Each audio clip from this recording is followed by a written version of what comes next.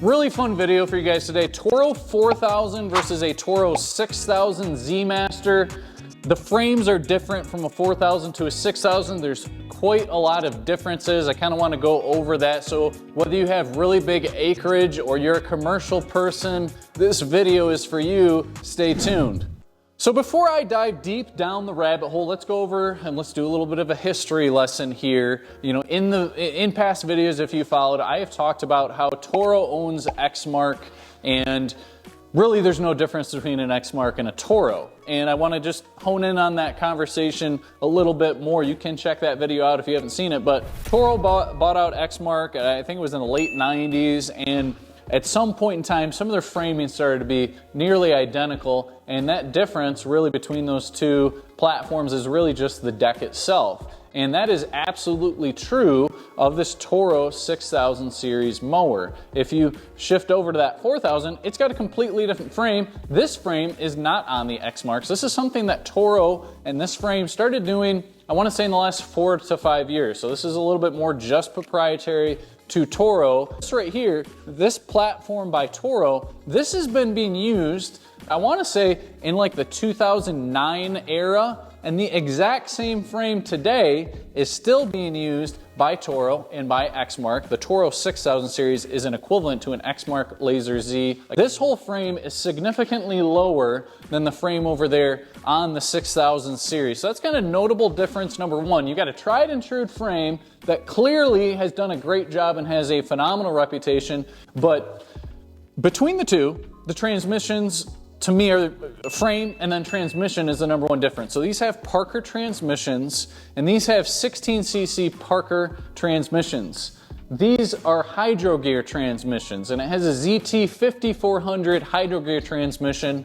And I believe, and you can tell me in the comments, I do believe that would be a 16cc as well, but it's a hydro gear, and they call it the ZT 5400. Now in the 4000 series level, you can get a ZT 4400 transmission or a 5400 transmission. For the Z Master 6000, they only make that in a 16cc. They've designed this frame to hook into those hydro gear transmissions, okay? And what are you gonna get between those two transmissions? Parker is known for being a very indestructible type transmission, and it's known for this very smooth feeling. I do think this mower just feels a little smoother, you know, when you're operating it. So kind of keep that in mind. And I do believe this is a 12 mile per hour ground speed, and this is actually 12 and a half. So this is a little bit faster. So those hydro gear transmissions are actually giving you a little bit more speed. I don't know if it's also coupled with the tire size, because the tire size, you'll notice, is also a little bit bigger from the 4000 to the 6000. To me, at face value, when you look at these machines, this kind of has that cool factor, and Toro's been doing this in the last 4 or 5 years, just adding the cool element, the style factor to their machines. This is a 4000 series, and they label it a Pro XL HDX, which is the top line 4000 series. This is the one that has the ZT 5400 transmissions. It also has a big block Kawasaki.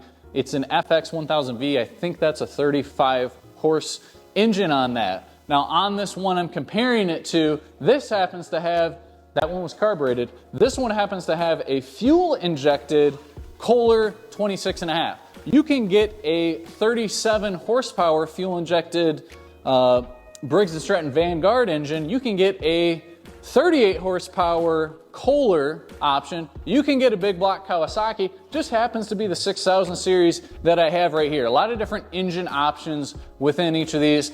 To me, one very notable difference that seems small but makes a huge difference to me is these ISO mounts right here that are below the seat. And the reason that's so important to me, those four, is if you look over on this side and you're going across bumps, of course you're getting this great suspension seat that's going to move up and down air dial, so you can set that to, you know, depending on what your weight is, you can set it to your preference. If you're getting a little bit of movement this way, this doesn't have any ability to absorb forward, backwards, 90 degree. This is only going to be up and down. And there's a lot of movements that aren't just going to jolt you up and down. That force, because you're moving, is going to be forward or back. Now the nice thing over here is you can see you're getting this flexibility forward and backwards and up and down. And to me, it adds another layer of comfort where I would say this is a more comfortable machine. Now, going around it, just as far as, you know, standard features, the fit and finish is going to be great on both of these machines. One thing that they do on the 6000 series that they don't do on the 5000 series, you're going to see these larger kind of saddle bags on the side, and that's going to give you some ability to store things in some cup holders, you know, cup holder over here, and then just some storage containment right there. I think you've got great access to everything in this machine. If I flip this seat up, I've got beautiful access to everything going on right here, down to the transmissions, over to the engine, everything quite visible, fairly easy to get to. I can pull some bolts off, access things if I need to do any sort of service on that.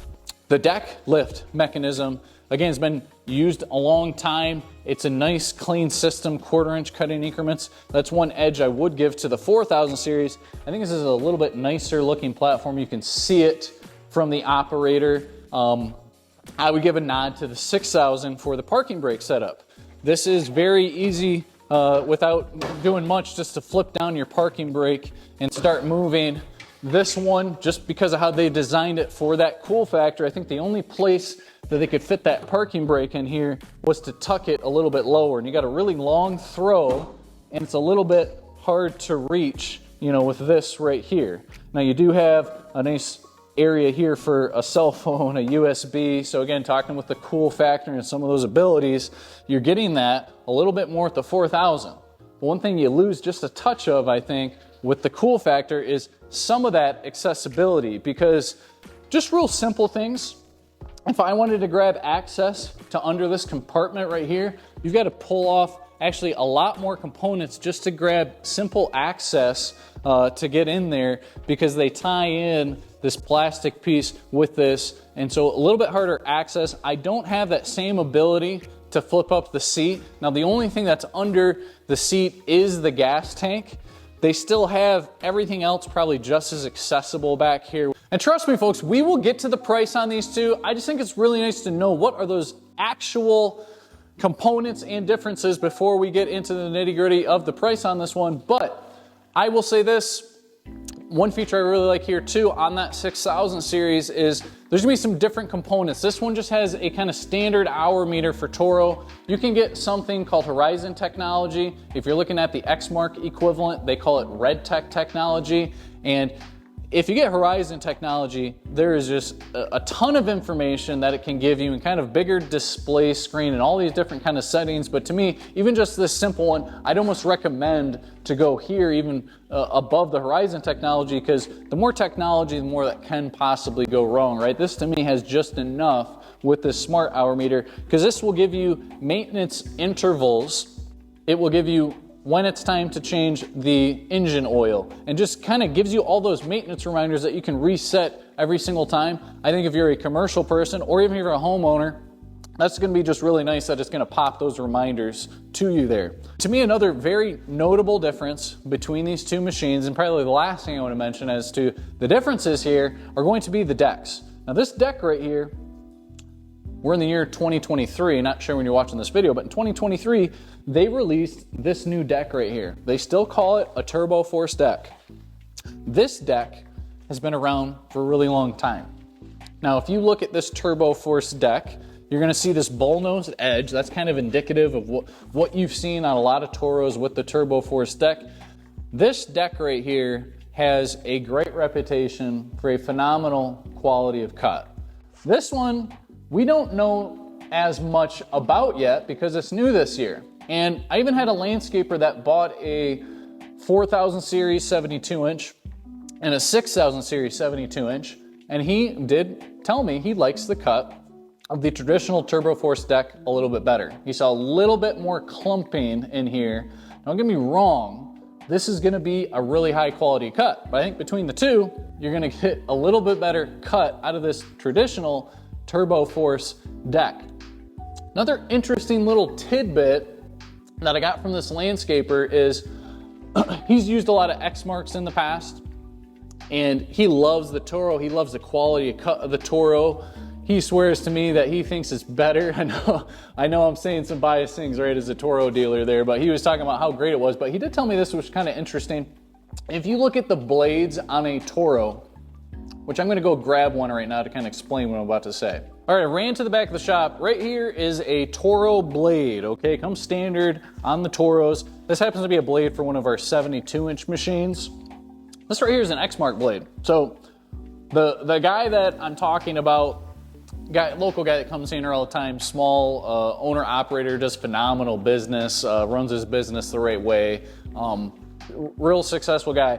He talked to me about phenomenal quality cut, but he actually saw just a touch better cut changing it to an Exmark blade onto the Toro deck there. So if you look at a Toro blade here, you can see that this edge only comes to this point. I don't know how far that is, like 5 inches or something. Now, if you look at, this is an aftermarket Exmark blade, but I think their OEMs are gonna be the same.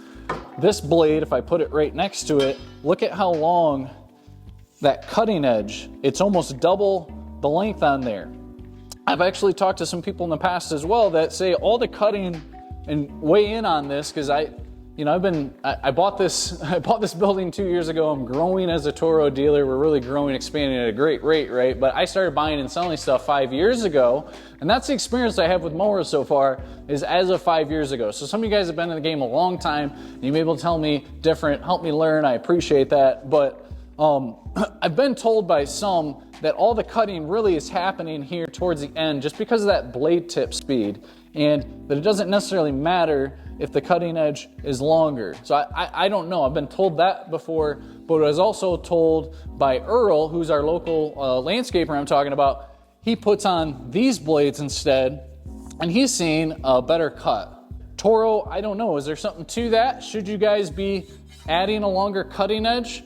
Maybe. Look into it, because maybe there's something to what Earl has told me. I'm not sure. Look into it, Toro. Let me know. This machine right here is $13,999. It's basically $14,000 in tax on there. Now keep in mind when I say these numbers, if you buy 2 of these machines, Toro does fleet pricing, significant reductions in costs. That's just if you're buying one, these prices I'm talking about, okay? This one right here, even though it sports a much smaller Kohler engine, very steep price point of $18,099. Now, if you got a Kawasaki 31 horse, which might be the most comparable of engine options offered on this side, then you'd get up to $18,000 and around $800. So it really goes up from there. They have the 37 horse Vanguard engines, and those you're just running prices that run more like around $20,000. So it really jumps up. But what you get significant cost savings, you can get 21% off and 24% off MSRP depending on how many mowers that you buy with Toro, significant savings that go there. And I'll say this too, I really appreciate if you've gotten to this point in the video, because you stuck with me to grab all that information. And if you're in the market for one of these, we have went as far as delivering one of these 6000 series out to South Dakota. Please reach out to us and let me break that record and go even further, right? That's how far we can possibly go. The last thing I'll say is this: if you're in the market for one of these, and I've mentioned the pricing, I've mentioned fleet, all that kind of stuff, Toro runs special deals over the course of winter time. Again, don't know when you're watching this, but right now we're about to head into fall and then winter. So there are some, even on the prices I just said, some instant rebates that are even better than those numbers right now. That's just kind of the map pricing I gotta follow, guys. So definitely let me know if you wanna do business with us, and we can get it shipped to you wherever you're at. Challenge me. And I'll say this too, if you're genuinely interested in a mower, go ahead and give us a call. This channel's been growing, and sometimes we're getting calls. You guys just want to chat, and respect our time. We're a local business, but we can definitely hook you up with one of these bad boys if you are in the market for one of these. And please like, subscribe, keep helping us grow this channel so that we can get these mowers out to you wherever you reside.